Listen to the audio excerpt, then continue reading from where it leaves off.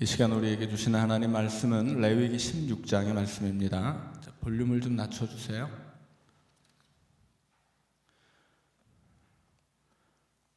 레위기 16장 1절부터 22절까지의 말씀입니다.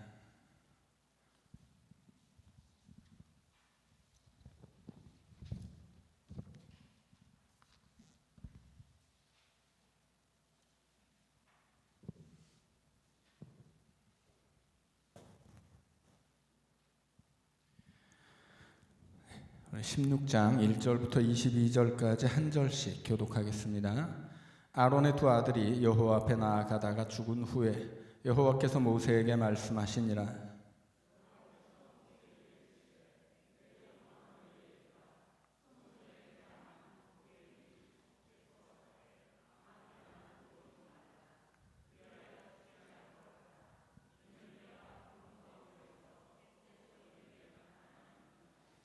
아론이 성소에 들어오려면 숫송아지를 속죄 제물로 삼고 순양을 번제물로 삼고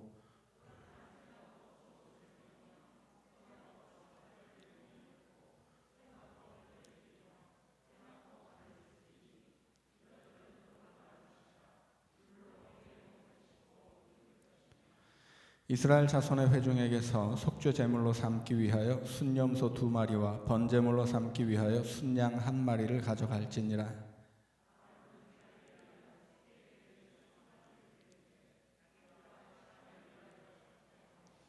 또 그 두 염소를 가지고 회막문 여호와 앞에 두고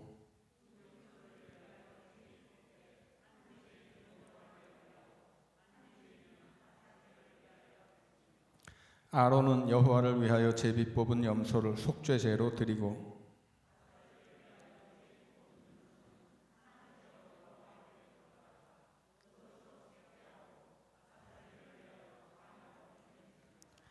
아론은 자기를 위한 속죄제의 숫송아지를 드리되 자기와 집안을 위하여 속죄하고 자기를 위한 그 속죄제 숫송아지를 잡고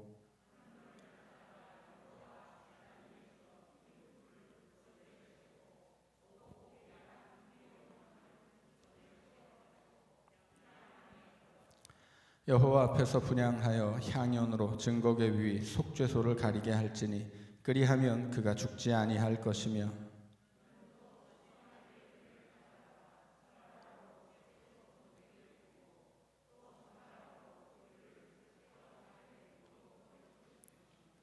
또 백성을 위한 속죄제 염소를 잡아 그 피를 가지고 휘장 안에 들어가서 그 숫송아지 피로 행함같이 이 그 피로 행하여 속죄소 위와 속죄소 앞에 뿌릴지니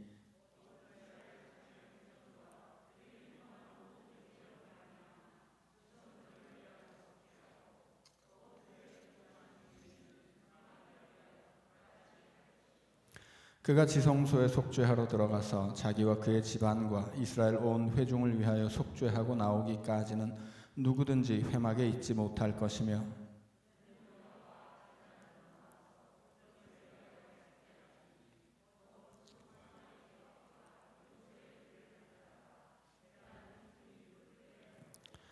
또 손가락으로 그 피를 그 위에 7번 뿌려 이스라엘 자손의 부정에서 제단을 성결하게 할 것이요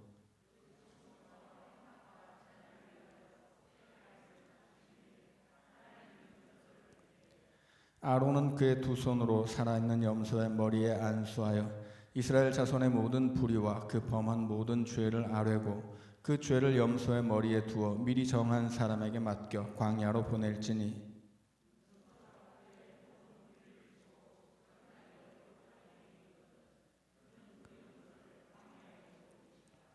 아멘. 자, 오늘은 이제 속죄일에 관한 이야기를 나누려고 합니다.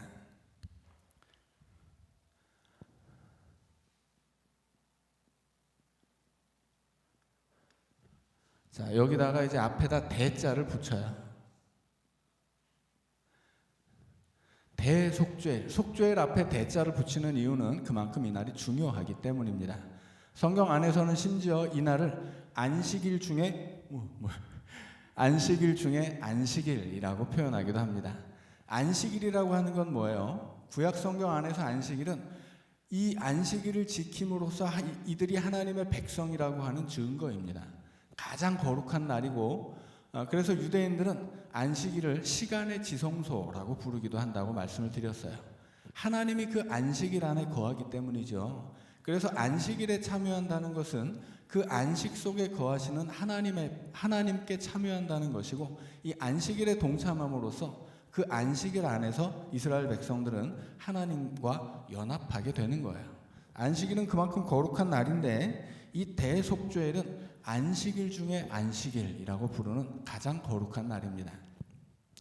우리가 이제 성막을 볼 때도 그랬고, 대제사장을 배울 때도 그랬고, 거룩에는 단계가 있다고 말씀을 드렸어요. 예를 들어서 이제 처음에 시내산 이야기를 할 때, 시내산 꼭대기에 하나님이 임재하시죠.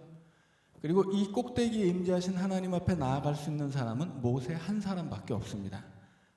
이곳은 말하자면 이 세상에서 이때는 가장 거룩한 곳이 되는 거예요. 이 산 자체도 하나님이 임재하셨기 때문에 거룩한 곳이지만, 그 거룩한 장소 중에서도 꼭대기는 가장 거룩한 곳이죠. 그리고 산 아래에는 이스라엘 백성들이 머물죠. 이스라엘 백성들이 머무는 곳을 진영이라고 표현합니다. 그러니까 이 진영은 이 땅에 수많은 땅이 있어도 그 가운데 거룩한 땅이에요. 다른 땅에 비하면 이스라엘 백성이 머무는 진영은 거룩한 땅이고, 이 거룩한 땅 안에서도 하나님이 임재하신 시내산은 거룩한 땅이 더 거룩한 땅이고, 시내산 가운데서도 하나님의 임재 장소인 꼭대기는 가장 거룩한 곳이라고 말씀을 드렸죠. 그래서 거룩에도 단계가 있어요. 사람도 마찬가지죠. 이 세상에 수많은 민족이 있지만 하나님이 택한 이스라엘 백성은 하나님이 자기 소유로 구별했기 때문에 거룩한 백성이에요. 그런데 이스라엘 안에서도 하나님이 구별한 레위 지파는 또 그보다 더 거룩한 지파입니다. 그런데 레위 지파 안에서도 하나님이 제사장으로 구별한 아론과 그의 집안은 더 거룩한 사람이고, 아론의 집안 중에서도 대제사장의 역할을 하는 아론, 또 그를 이어받는 대제사장들은 가장 거룩한 사람이에요. 그래서 사람이든 장소이든 시간이든 거룩한 것들이 있다고 말씀을 드렸죠. 시간의 거룩함은 안식일에 있는 것이고, 거룩한 장소는 성전이고, 거룩한 사람은 이스라엘 민족이죠. 그런데 그렇게 사람과 공간과 시간이 다 거룩한 것이 있는데, 그 거룩한 것 안에도 또 거룩의 단계가 있다라고 하는 거예요. 대속죄일은 시간의 지성소인 안식일 중에서도 그 중에서도 가장 거룩한 시간이에요. 이 시간은 1년에 단 한 번밖에 없습니다. 그리고 그 1년에 단 한 번 주어지는 이 안식일 중에 안식일 대속죄를 통해서 이스라엘 안에 있는 모든 죄와 그 죄로부터 파생한 모든 부정함을 한 번에 다 씻어내는 기회예요. 그래서 이 대속죄일은 대단히 중요한 절기이고, 레위기 안에서 가장 중요한 것도 이 대속죄일이라고 말씀을 드렸습니다. 자, 그런데 우리가 함께 읽은 이 16장이 대속죄일에 대한 이야기인데, 그냥 읽어서는 이게 무슨 얘기인가 좀 헷갈릴 수 있단 말이에요. 그래서 이제 본문을 좀 설명을 드리도록 하겠습니다. 일단 16장의 1절과 2절은 하나님이 대속죄일을 제정하신 이유라고 할 수 있습니다. 자, 그 이유는 무엇이냐면 처음에 1절에 나오죠. 아론의 두 아들이 여호와 앞에 나가다가 죽은 후에 10장에서 아론의 아들 나답과 아비후가 잘못 제사를 드리는 바람에 죽었어요. 그들의 죄는 무엇이었냐면 자격이 없는 사람들이 하나님이 정하지 않은 방식으로 자기 마음대로 하나님 앞에 나아갔다 하는 것이었죠. 자, 그래서 그렇게 하나님 앞에 아무 때나 아무나 혹은 아무렇게나 나오는 경우가 있기 때문에, 그러면 그렇게 나온 사람들은 다 죽으니까, 자, 이제부터 내가 하나님께서 이제 하나님 앞에 나오는 때, 방법, 사람 다 정해주겠다, 그렇게 말씀하시는 거예요. 그리고 이제 이것이 이제 그 대속죄일이 처음 정해지는 최초의 이유라면, 이것이 정해지고 그 이후로 이어지는 대속죄일의 어떤 의미는 이 대속죄일이라는 일에 대한 설명을 다 마친 후에 다시 드리도록 하겠습니다. 자, 나답과 아비후가 죽었어요. 왜 죽었냐면 대제사장이 아닌데 제사장들이 대제사장처럼 하나님 앞에 나아가려고 했기 때문이죠. 자, 일단 무자격이었다는 거예요. 자격이 없었어요. 그런데 이 자격이라는 문제에서 이게 왜 문제가 되냐면, 대제사장은 중보자입니다.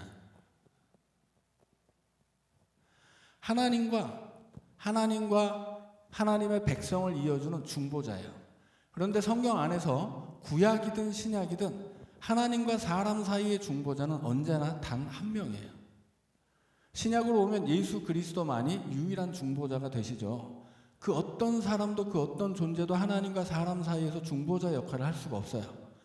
다른 중보자가 있다고 말하는 것들은 다 사이비이고 이단입니다.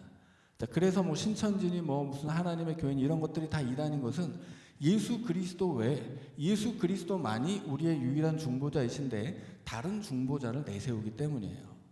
자, 그런데 구약에서도 중보자는 단 한 명밖에 없었어요. 자, 왜냐하면 하나님이 대제사장을 세우시고 그를 중보자로 임명하시는 것인데, 대제사장은 그가 살아있는 당대에 단 한 명밖에 있을 수 없습니다.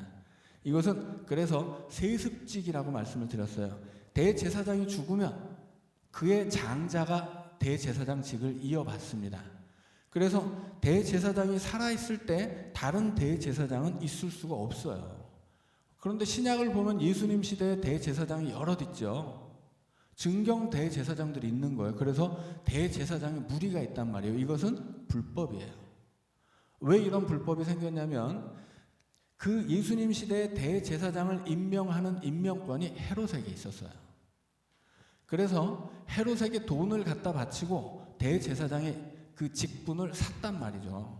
그러니까는 하나님이 정하신 가문에 세습되어야 하는 제사장 직분이 매관매직이 됐다는 얘기예요. 그래서 돈을 더 내면 그 사람이 가져가는 거예요. 그러니까는 한 시대에 여러 명의 대제사장이 있을 수 있었던 거죠. 그래서 그것은 대제사장의 무리라고 하는 것은 근본적으로 불법이에요. 그런 건 있을 수가 없는 겁니다. 자, 그래서 하나님이 이 세상에 하나님과 그 사람 사이에 중보자를 세우실 때는 언제나 단 한 명밖에 없습니다. 그것이 구약 시대에는 대제사장으로 이어져 온 것이고, 신약으로 넘어오면 예수님 한 분이 이제 영원토록 하나님과 사람 사이에 유일한 중보자로서 존재하고 계신 거예요. 자, 그런데 아론의 아들들이 자기들은 중보자로서의 자격이 없음에도 불구하고 우리도 우리 아버지처럼 하나님 앞에 나가고 싶다 이렇게 한 거죠. 그래서 자격이 없는데도 불구하고 하나님 앞에 나아가려고 했고, 하나님 앞에 나아가려고 하다 보니까 뭐가 필요해요? 하나님 앞에 나아가려면, 지성소로 들어가려면 그 지성소 휘장 앞에 있는 향단에다 향을 피워야 돼요. 왜냐하면 향을 피우지 않고 바로 들어갔다가는 거기 하나님이 계시기 때문에 보고 죽기 때문이죠. 그래서 시내산에 하나님이 임재하셨을 때 여기 빽빽한 구름이 하나님의 모습을 가려주고, 그것이 가려졌기 때문에 하나님의 백성들이 하나님 앞에서도 살 수 있었다고 말씀을 드렸죠. 성막에서도 마찬가지예요. 시내산, 이제 성막은 이동식 시내산이라고 말씀드렸죠. 이제 하나님이 시내산에 임하셨지만, 시내산에 임하셨던 하나님이 이스라엘 백성과 함께 가나안으로 가셔야 되기 때문에 시내산에 있을 수가 없어요. 그래서 이동식 시내산을 만드는데 그것이 바로 성막이란 말이에요. 성막을 만들자 이 산 꼭대기에 계시던 하나님이 성막에 임하시는데, 마찬가지로 빽빽한 구름이 성막을 가립니다. 왜냐하면 거기 계신 하나님을 보면 죽기 때문이에요. 대제사장이 하나님 앞에 나아갈 때도 지성소 문을 휘장을 열어 젖히고 그냥 들어가면 바로 죽어요.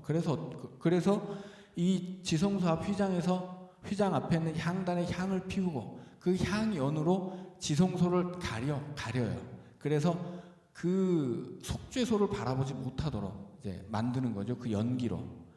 자, 그런데 그 연기는 어디서 가져와야 되냐면, 그 연기를 피우려면 불은, 성막이 있으면 여기 중심에 언약궤가 있다고 말씀드렸죠.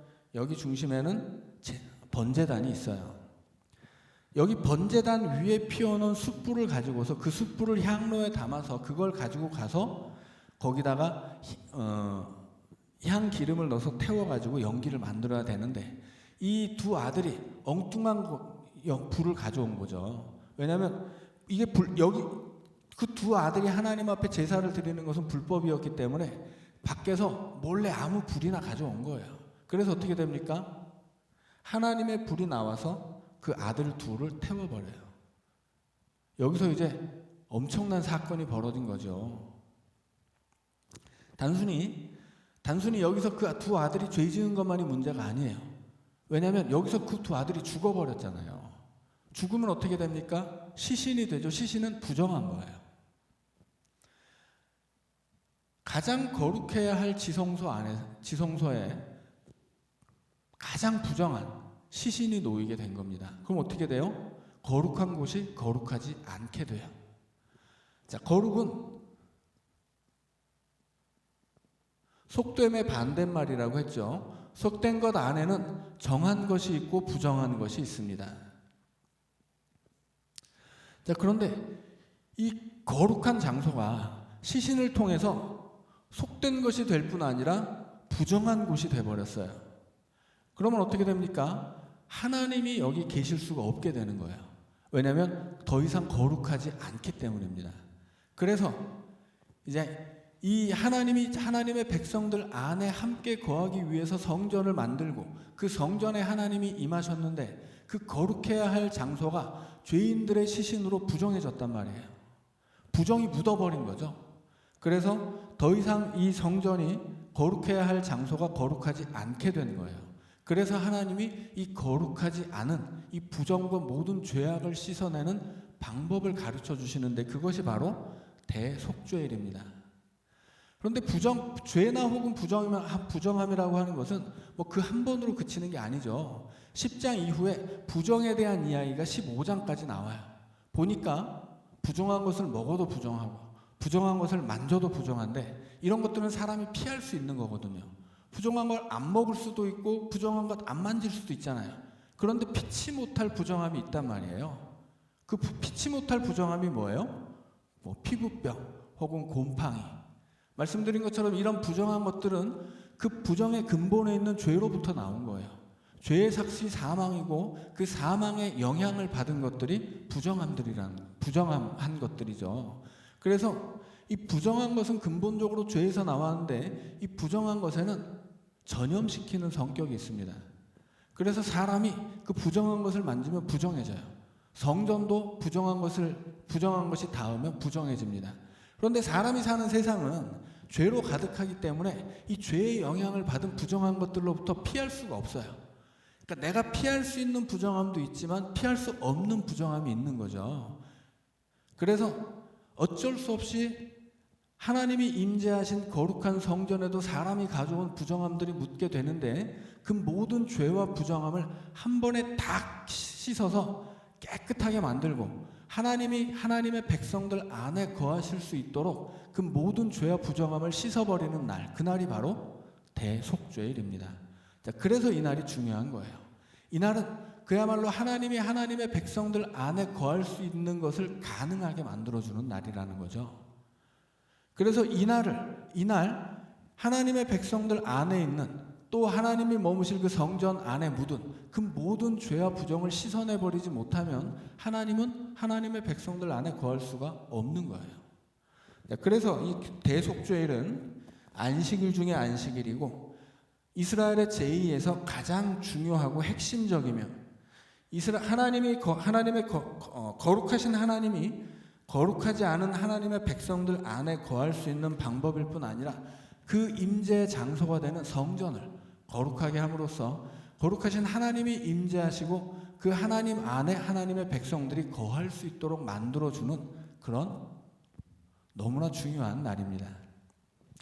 자, 그래서 이 대속죄를 최초로 제정하게 된 계기는 아론의 아들들이 부정한 방법으로 제사를 드리려다가 그 죄 때문에 죽고 이 성전을 부정하게 만들었기 때문이에요. 그래서 하나님이 부정하지 않도록 그 부정과 죄를 다 씻어내는 방법을 알려주실 뿐 아니라 이제 장차 내가 아무리 피하려고 해도 나에게 묻을 수밖에 없는 그 모든 죄와 부정을 씻어내는 방법을 이제 알려주시고 대속죄를 통해서 그것을 이제 이행하시는 거죠. 자, 그래서 이 대속죄일이 왜 만들어졌느냐? 하나님의 성전을 거룩하게 하기 위해서, 하나님이 하나님의 백성들 안에 임재하기 위해서. 그래서 하나님 앞에 하나님이 임재하시는 장소와 하나님 앞에 나와야 할 하나님 백성들의 그 모든 죄와 부정을 씻어내기 위해서라고 기억하시면 되겠습니다. 자, 2절에 중요한 말씀이 있어요. 자, 성소의 휘장 안 법궤 위 속죄소 앞에 아무 때나 들어오지 말라. 자, 여기는 이제 아무 때라는 말이 있는데, 자, 아까 말씀드린 것처럼 아무 때만 중요한 게 아니에요. 아무 때나 와서는 안 된다 이런 얘기인데, 아무나 또 아무렇게나,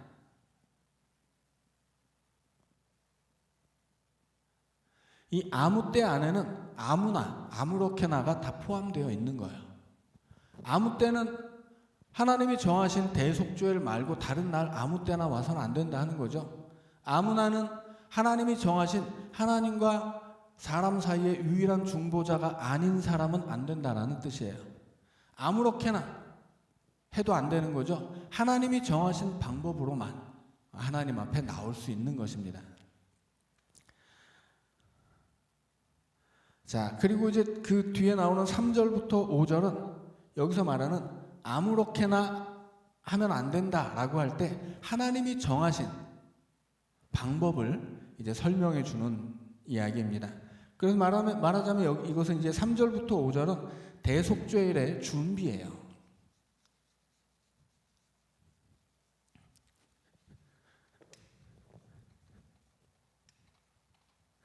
대속죄일을 맞이할 이제 치르려면 준비가 필요한데, 자, 먼저 이제 제사를 드려야 되기 때문에 제물이 필요하죠.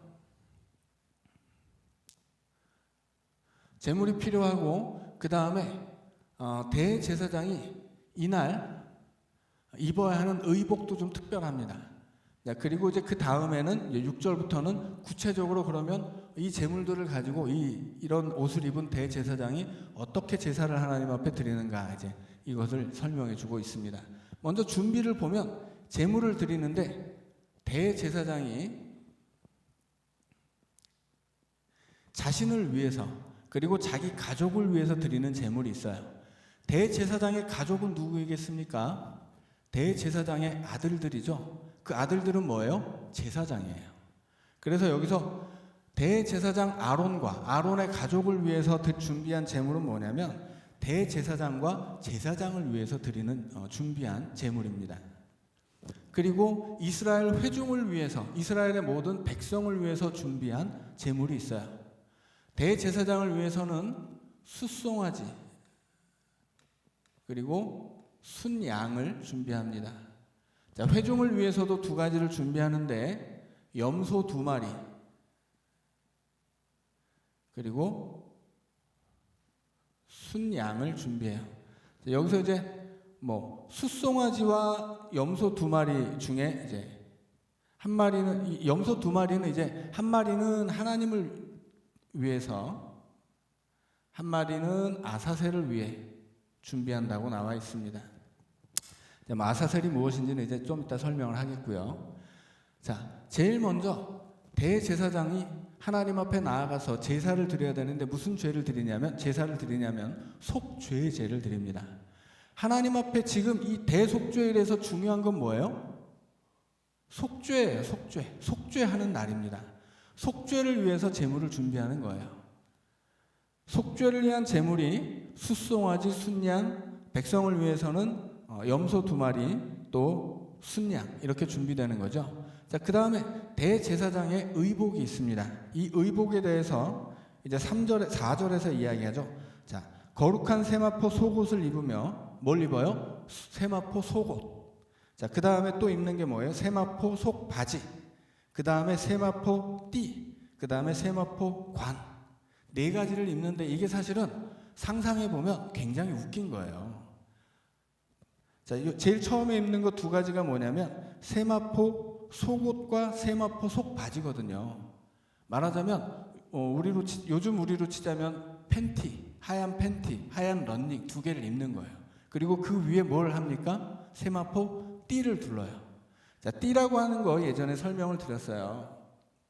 이스라엘 백성들은 옷을 입는데 이때만 해도 뭐 요즘 우리처럼 이렇게 뭐 단추 있고 지퍼 있는 이런 옷을 입는 게 아니죠. 그냥 통짜로 된 옷을 두르는 거예요. 보자기를 둘러싸듯이 그렇게 두르고 허리에 띠를 딱 묶습니다. 그러면 이제 옷을 입은 거예요. 그래서 사랑으로 띠를 띠라 이야기할 때 사랑이 띠라면 사랑이 없으면 다시 벗겨진다고 말씀을 드렸죠. 옷을 입어도 소용이 없는 거 띠를 묶지 않으면.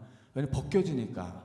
그래서 이 띠는 의관을 정죄할 때 마지막 절차입니다. 옷을 입은 다음에 띠를 딱 묶으면 이제 끝난 거예요. 그런데 재밌는 게 뭐예요? 팬티하고 런닝만 입고 띠를 맨 거예요. 그리고 머리에 관을 쓰죠. 머리에 관을 쓰는데 그 관도 세마포입니다. 세마포는 흰색이야. 세마포 흰색 관을 하나 쓰고 런닝과 팬티를 입고 허리에 띠를 딱 묶은 거예요. 평소랑 너무 다르죠. 출애굽기 28장을 보면 대제사장의 옷이 나오는데 어마어마하게 화려합니다. 기본적으로 뭐 속옷과 속바지는 다 입는데 그 위에 에봇을 두르고 뭐 에봇에 띠가 있고 뭐 관을 쓰는데 관에도 무슨 막 온갖 보석을 받고 막 어마어마해요. 또 에봇 위에는 막 우림과 둠밈을 두르고 온갖 자색, 홍색, 청색 뭐 색색의 실로 막 금으로 온갖 보석으로 치장을 하는 게 대제사장의 옷이에요. 그래서 대제사장의 의관을 정죄하면 무슨 모습이냐면 왕의 모습이에요. 왕의 모습. 대제사장은 백성을 다스리는 정치적인 왕도 있지만 그의 버금가는 하나님 앞에서 백성들을 신앙으로 이끌어가는 신앙의 왕 같은 지도자라고 하는 뜻이에요. 그래서 하나님이 이 대제사장의 옷을 준비할 때 어마어마하게 화려한 옷을 입힙니다. 여튼 나타났다 하면 와 저분이 대제사장이구나 딱 알고 막 존경심이 무럭무럭 솟아날 만큼 그렇게 너무 좋은 옷을 입히는 거예요. 그런데 대속죄일에는 그런 옷을 입지 못합니다. 왜? 대속죄일의 대제사장은 왕 같은 사람이 아니에요. 그는 속죄해야 하는 죄인입니다. 그래서 이날만큼은 화려한 옷을 입지 못해요. 이날은 아주 우스운 옷을 입는 거예요. 이날만큼은 그냥 화려한 옷은 다 벗어버리고 팬티하고 런닝 입고 띠 하나 메고 관을 쓰는데 관에도 뭐 장식이라는 것은 하나도 없어요. 가장 초라하고 그냥 가릴 수 있는 최소한의 부위만 가리는 최소한의 옷을 입는 거예요. 왜? 나는 죄인이기 때문입니다. 우리가 하나님 앞에 죄인이 되어 나아갈 때 그렇게 알몸으로 나아가야 되는 거죠. 그래서 이 대제사장이 대속죄일에만큼은 화려한 옷을 입지 못하고 가장 간단한 옷만을 입고 이제 하나님 앞에 나아가는 겁니다. 자, 그리고 이제 5절을 보면 이제 3절과 5절에는 그 준비물들이 나오죠. 숫송아지와 순양, 염소 2마리와 또 순양 이렇게 해요. 자, 그러면 이제 6절을 한번 보죠. 이제 6절부터 10절까지는 행사의 개요예요. 대속죄일에 어떤 일들이 벌어지는가 간략하게 설명을 하고 그 다음에 11절부터는 좀 더 자세하게 설명이 들어갑니다. 자, 오늘은 6절부터 10절까지 행사 개요를 설명하면 뭐 시간이 다 갈 것 같습니다. 자, 6절을 보니까 아론은 자기를 위한 속죄제의 숫송아지를 드리되 자기와 집안을 위하여 속죄한다. 그렇게 이야기합니다. 자기와 집안은 말씀드린 것처럼 자기 집안은 누구예요? 온 가족들을 말하는 것이 아니고 대제사장의 자손들로서 제사장의 직분을 감당해야 할 아들들을 이야기하는 것입니다. 그래서 이것은 단순히 아론의 아들들을 위한 것이 아니라 이 대속죄일은 뭐 이 시대에만 있는 게 아니라 계속 이어져야 되는 거잖아요. 아론이 죽은 다음에도 대속죄일은 이어져야 되기 때문에 여기서 말하는 것은 대제사장과 그 대제사장에게 속한 제사장들을 말하는 겁니다. 대제사장과 제사장을 위한 속죄의 제물로 숫송아지를 드려야 돼요. 그리고 염소를 7절에 보면 염소를 가지고 회막문 여호와 앞에 두고 두 염소를 위하여 제비를 뽑습니다. 염소가 두 마리인데 제비를 뽑아요. 그래서 한 마리는 하나님을 위한 염소가 되고 한 마리는 아사셀을 위한 염소가 됩니다. 그래서 하나님을 위한 염소는 바로 잡아서 속죄 제사를 드립니다. 그래서 이 염소는 백성들을 위한 속죄 제물이에요.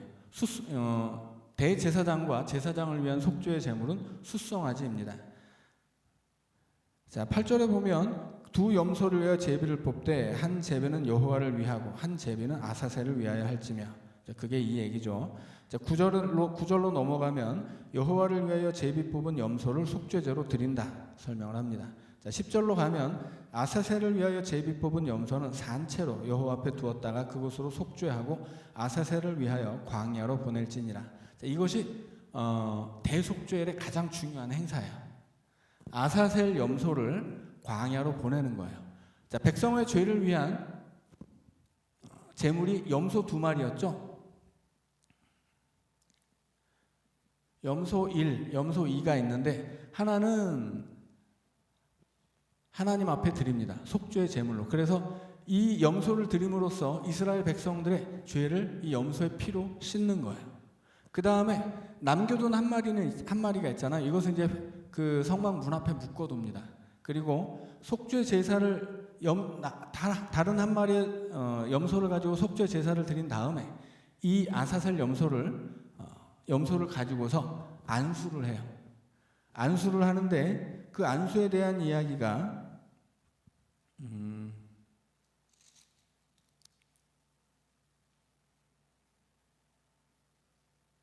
자, 21절에 있습니다.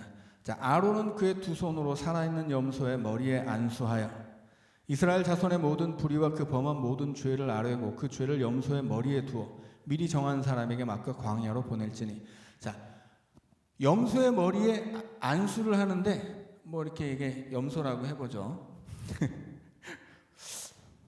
오늘은 그림이 잘 안 나오네요. 제가 염소라고 하는데 염소 머리에 안수를 해요. 안수하는 이유가 뭡니까? 전가라고 그랬죠. 전가. 안수의 이유는 전가예요. 뭘 전가합니까? 나의 죄를 전가하는 거예요. 제물에게. 이스라엘 백성을 위하여 바치는 제물이니까 이스라엘 온 백성의 죄를 이 염소에게 전가하는 거예요. 그러나 그것으로 끝이 아니라고 말씀드렸죠. 이때 바치는 제물, 염소 제물은 온전하고 흠이 없는 겁니다. 그래서 백성들이 가지고 있는 그 모든 죄와 불의를 이 염소의 머리에 안수함으로써 전가함과 동시에 이 제물이 가지고 있는 그 제물의 온전함과 그의 무죄함을 이스라엘 백성에게 전가하는 거예요. 자, 그래서 우리가 예수님의 십자가 이야기할 때도 그런 얘기를 했죠. 예수님의 십자가, 예수님이 이제 제물이 되어서 죽으시는데 예수 그리스도의 의가 우리에게 전가되고 우리의 죄가 죄 없는 예수 그리스도에게 전가되는 것이라고 말씀드렸죠. 상호간에 전가되는 거예요. 그래서 뒤바뀌는 거예요. 예수님은 우리 대신 죄인이 되어서 십자가에 못 박혀 죽는 거죠. 그래서 예수님은 우리를 대신해서 하나님 앞에 버려지는 거예요.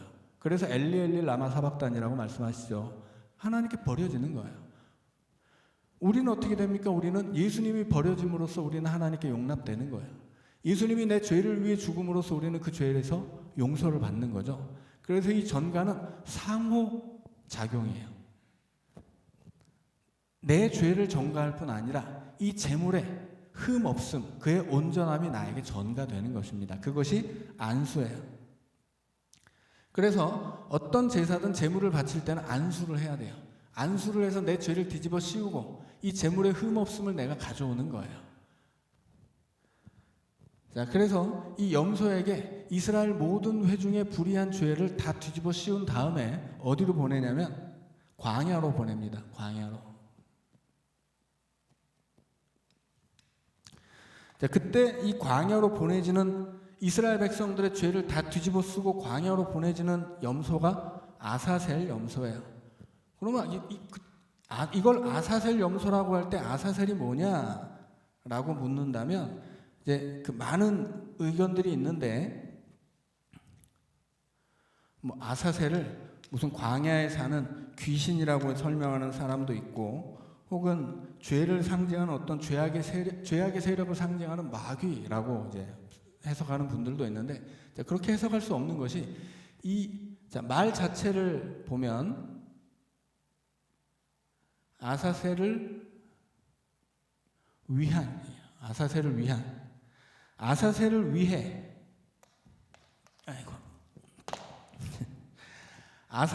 위해 준비한 염소죠. 만약에 이 아사셀을 귀신이라고 혹은 사탄이라고 본다면 사탄을 위해 제물을 준비해서 되겠습니까? 그런 일이 있을 수가 없는 거죠. 그래서 이 아사셀은 이 아사셀 염소 자체는 이스라엘 백성들이 그에게 전가한 죄를 상징하는 존재이지만, 이 아사셀을 위한 염소를 준비했다고 할 때 이 아사셀을 무슨 마귀나 귀신으로 생각해서는 안 된다라고 하는 거예요. 이 아사셀은 그래서 그냥 광야라고 생각하면 돼요. 광야에 보낼 염소, 광야를 위해 준비한 염소라고 할 수 있는 거죠. 광야라고 하는 건 뭐냐면, 아까 말씀드린 것처럼 하나님이 시내산에 임재하세요. 그리고 이동식 시내산인 성막에도 임재하십니다. 그러면 하나님이 여기 계실 때 이스라엘 백성들은 이 밑에 있죠. 여기를 진영이라고 불러요. 이스라엘 백성의 진영은 다른 땅과는 구별되는 거룩한 땅입니다. 그런데 이스라엘의 진영과 그 밖에 있는 진영 사이에는 완충 지역이 있어요. 이 완충 지역은 그야말로 거룩하지도 않고 속되지도 않은 완충 지역이에요. 그래서 이스라엘 백성 안에서 부정한 사람이 발생하면 어떻게 됩니까? 진영 밖으로 쫓겨나요. 그리고 진영 밖으로 쫓겨났다가 그 부정함을 씻고 들어올 때 이 완충 지역에서 제사장을 만나서 그 부정함을 씻었는지 확인합니다. 그리고 확인이 되면 이 진영 안으로 들어올 수가 있어요. 자, 그러면 시내산 꼭대기가 가장 거룩한 곳이지만 시내산도 거룩하고 시내산 아래 백성들이 거하는 장소도 거룩해요. 그리고 이 거룩한 진영 밖에는 거룩하지는 않지만 그렇다고 속되지도 않은, 부정하지도 않은 완충지대가 있고, 완충지대를 벗어나면 광야예요. 그럼 이 광야는 어떤 곳입니까? 광야는 부정한 곳이에요. 광야는 하나님의 은혜가 미치지 않는 죄의 장소입니다. 그래서 이스라엘 백성들의 죄를 짊어진 이 염소를, 이 아사셀 염소를 광야로 보내는 거예요. 죄 있는 곳으로 보내는 거예요. 마치 예수님이 누가복음에서 거라사 지방에 들어가서 그 군대 귀신 들린 사람의 귀신을 쫓아내시죠. 그때 그 귀신들이 돼지에게로 옮겨가죠. 돼지에게로 옮겨가고 어디로 갑니까? 바다로 가요. 바다로 뛰어들어서 죽어요. 바다라고 하는 곳은 광야와 같은 곳이에요. 이 바다는 죄의 장소거든요. 죄의 세력이 머무는 장소이기도 합니다. 그래서 요한계시록으로 가면 하나님이 만드시는 새 하늘과 새 땅이 임할 때 두 가지가 없는데 그 중에 하나가 바다예요. 하나는 어둠이고, 그러니까 밤이 없고 바다가 없는 곳, 그곳이 바로 새 하늘 새 땅입니다. 왜 밤이 없고 왜 바다가 없어요? 그곳은 죄악의 장소이기 때문에, 죄악의 시간, 그것이 밤이고 죄악의 장소가 바다예요.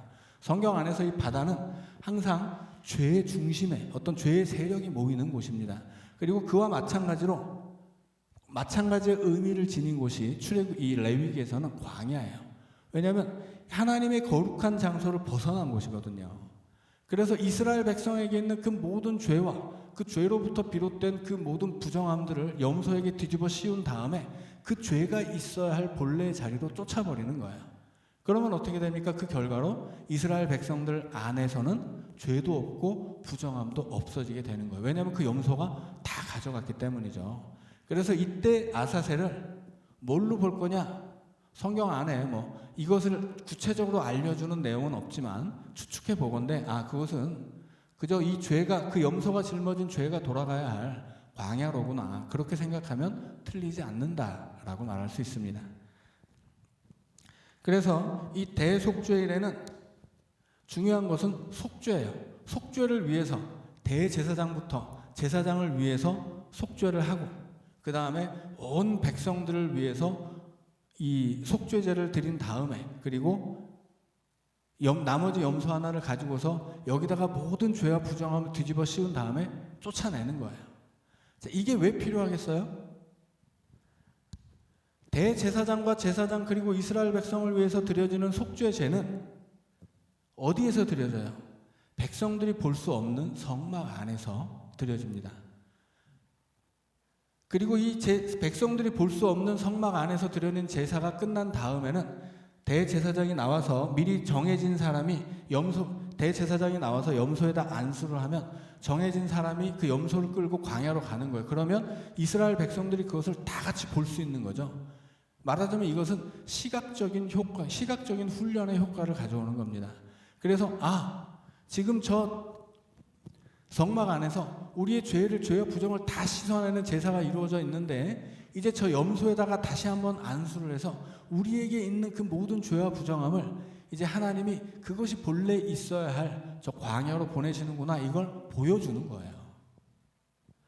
그것을 봄으로써 이스라엘 백성들은 이제 우리가 거룩해졌구나 알 수 있는 것이고, 앞으로도 우리가 거룩해야 되겠구나, 우리가 거룩하지 않게 된다면 거룩하신 하나님이 우리 안에 임재하실 수가 없구나. 그래서 그렇게 된다면 우리는 하나님의 백성이지만 하나님과 함께 할 수 없으며, 우리는 하나님의 백성임에도 불구하고 하나님 앞에 나아갈 수 없구나 라고 하는 것을 가르쳐 주는 것이 이 아사셀 염소입니다. 자, 오늘은 여기까지 하고 이제 다음 시간에 또 이어서 대속죄에 대한 내용을 배우도록 하겠습니다. 기도합니다. 사랑의 하나님,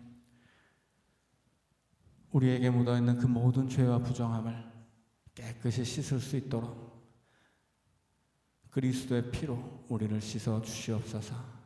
이제 더 이상 우리가 그 어떤 제물을 바치는 것 아니라, 그 어떤 행위가 필요한 것 아니라 예수 그리스도의 보혈의 공로만이 우리를 씻는다는 것을 믿게 하여 주옵시고, 이제 이 모든 구약의 절차와 일들이 그것이 의미하는 바를 우리가 바르게 깨닫고, 오늘 우리의 삶 속에서 하나님의 깊은 뜻을 깨달아 죄로부터 우리를 끊어내고 하나님 앞에 거룩한 모양으로 살아갈 수 있는 하나님 백성들 되게 하여 주시옵소서. 우리 구주 예수님 이름으로 기도하옵나이다. 아멘. 하늘에 계신 우리 아버지,